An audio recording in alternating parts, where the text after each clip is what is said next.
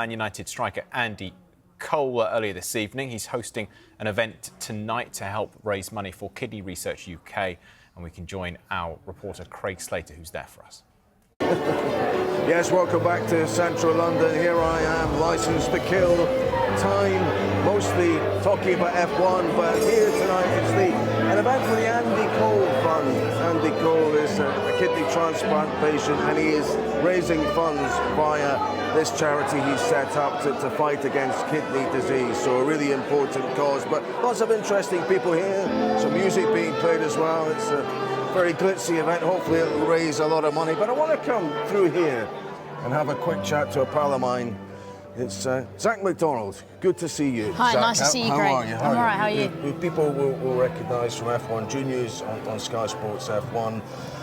You're also a karter in your own right, and it's interesting because we've had this row today about the drivers wanting to see that the fines that they get levied goes back to the grassroots. So it's interesting to know just what it's like coming through at the moment, how tough it is, expensive too. But you know, so what is it like at your level, karting? Well, I'm in Junior Max. It's quite a broad series, to be honest. There's a lot of drivers, almost 200, I think. Sometimes it can be at any point in time, and there is just lots of talent on the grid because it's not super accessible to a certain like type of people. So there's only really a certain demographic that can afford to go karting.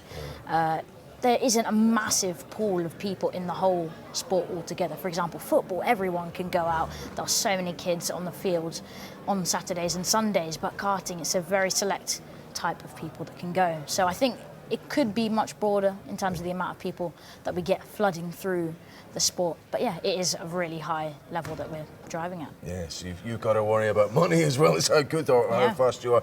Nevertheless, having said that, are you looking at the grid now and you see the likes of Gabriel Bortoleto on it at 20 and maybe it could be 6 drivers in their first season next year and thinking, gosh, it's not so far away potentially if I can reach that level?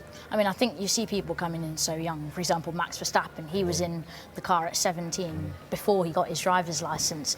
You get people, loads of rookies now flooding into F1. 6 rookies it's going to be next year on the grid. So I do think it's a very close thing, and it's not super hard to achieve. You have to dedicate yourself, and there's a lot of junior formulas to work your way through, and there's a lot of people in the sport. For example, we've had F2, F3, there's almost 20 drivers, and 6 of them have come through this year, but a couple of years ago 0 of them came through. So yeah, there is a lot of competition, but it's not too far away. Yeah, timing, like everything in sport, is vital. You've got to be in the right place at the right time. Well, you are in broadcasting terms. You're fantastic at it, and it's great that we have this, you know, F1 Juniors now for you to develop along those lines.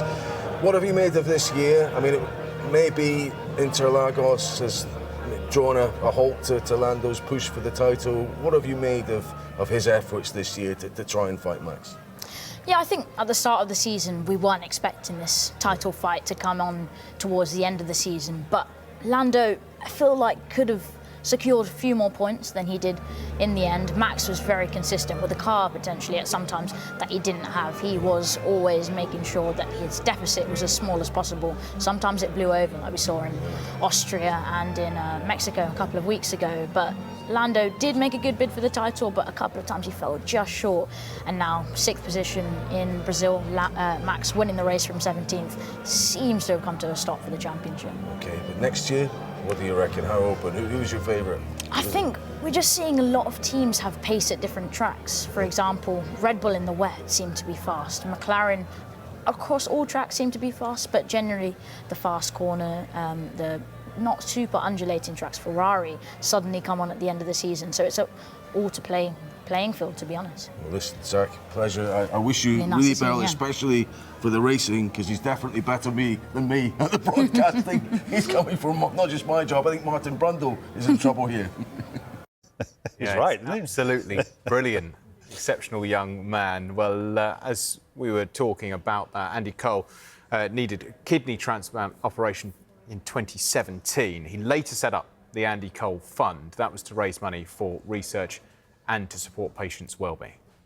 It's been long, it's been a tough journey. I went down with kidney failure about 10 years ago now.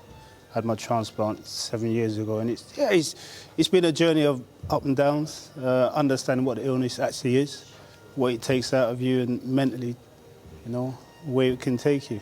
I think the good thing with me, I've had a lot of good support, which makes things a lot easier. And I've had the opportunity to obviously